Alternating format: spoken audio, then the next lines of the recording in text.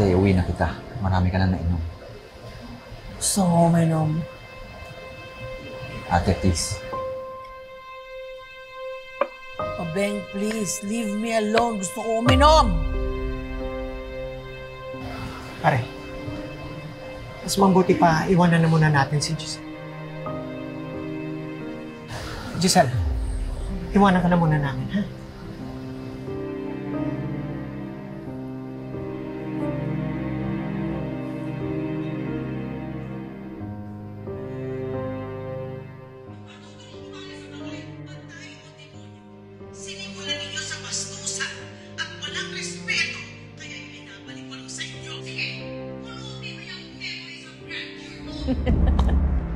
Hindi ba, Mama? Ang ganda!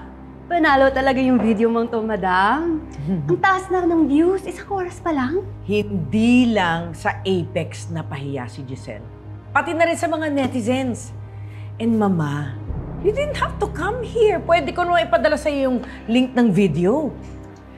Well, I had to come personally to witness kung talaga bang napahiya si Giselle sa ginawa mo. Parang mga taga-Apex lang naman ang viewers mo. Tuwang-tuwa na kayo sa 1,000 viewers? Eh, mas mataas pa yung ginawa ni Daphne na video sa akin. I was just eating escargot.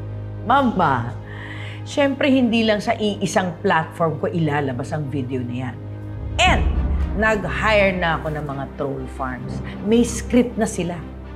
Sigurado ako bukas, hindi lang canceled si Giselle, but she will be the laughingstock of the business community and the world. Wala nang mukhang ihaharap yung bruhang yan. So, enjoy the video. Excuse me.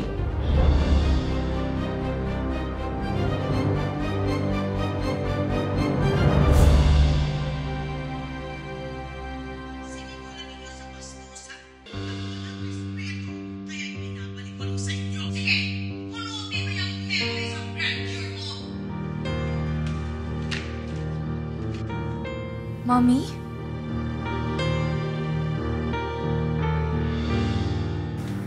No wonder tinakwisyon ng tatay at kapatid niya kasi black sheep. Deserve niya ang karma. Grabe naman yung mga comments nila. Fake news naman yan, hindi naman ganyan si Tita Giselle. Scripted yan! Sigurado ako mga trolls yan. Ang dami talaga ng videos na yun. I-report kaya natin tong mga to. Naku anak, sigurado ako na marami na nag-repost niyan. Eh kung mga trolls nga yan, eh sigurado rin ako na kumalat na rin yan. Marireport ba natin yun? Paano yan? Kawawa naman si Ma'am Giselle. Anong gagawin natin? Alam ko na.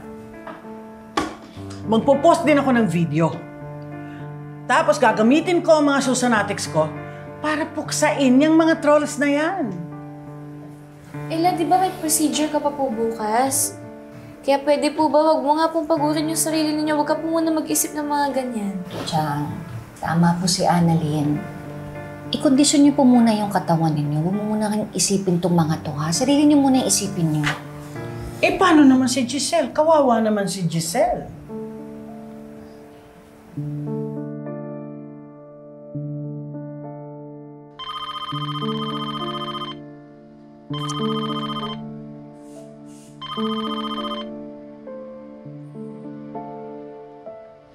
Hello, Shamez.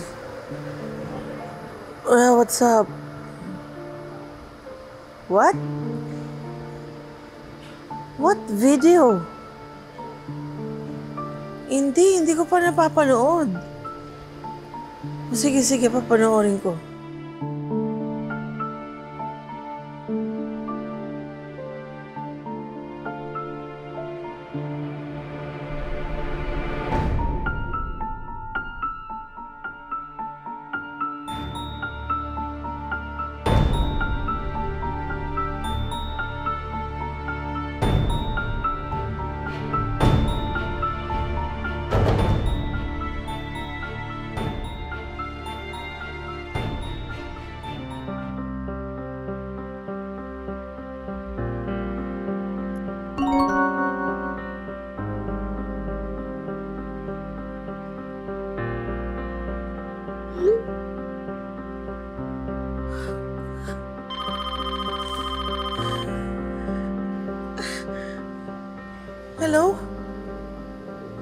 Mr. De Lucas. Yes? No. You can't just pull out your products from Damn Go Plaza. Wait, sir. You can't just pull out your products just like that. Yes, I was the one in the video. Yeah, but I can fix this. Hello? Hello? Oh my gosh. Oh my God.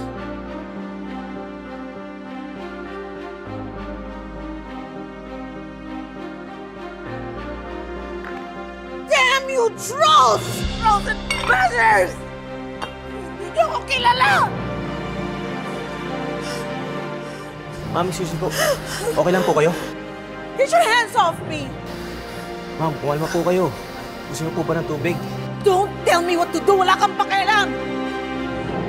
Ma'am, naparami na po yung inom niyo. Leave me alone!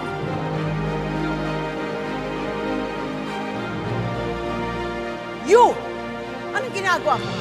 Binivideo mo ako? Bro, security. Bakit mo ako binivideo? Tigilan mo yan! Bakit mo ako binivideo, ha? Sino ka? Bakit mo ako binivideo? Tama nga yun sa post. Masama ang ugali mo. May yamang mata pobre. Bakit? Buti Kilala nga mo ba sa'yo, ako? Bumagsak ka. Ah, ganun, ha? Talaga? Ikaw ang mababagsak mo. Ay, Ma'am, tama na po. Wala kang alam. Tama na po. Tita! Tingnan mo. Ano nangyayari? Pwede ba tumigil na kayo? Eh, siya nagsimula eh. Ma'am, kayo ho. Kitang-kita ko ho kayo. Binibidyohan niyo ho si ma'am. Eh, sikat siya eh. Nag-viral, di ba? Ito pa nga yung video niya eh. Eh, nakita niyo na nga bagsak yung tita ko eh. Tapos dadagdag pa kayo? Tatapakan niyo pa siya? Para po saan? Para sa likes? Para sa views? Ano yun? Wala kayong pakialam sa buhay ng tao na pinapost ninyo? Kasi desperado kayong sumikat? Ganun ba? Yun na lang yung importante sa inyo? Alam niyo, mabait yung tita ko. Yung nagva-viral na video, siya yung biktima doon. Alam ko na meron tayong freedom na mag-post. Pero please naman gamitin natin sa tama, hindi yung nananakit tayo na ibang tao.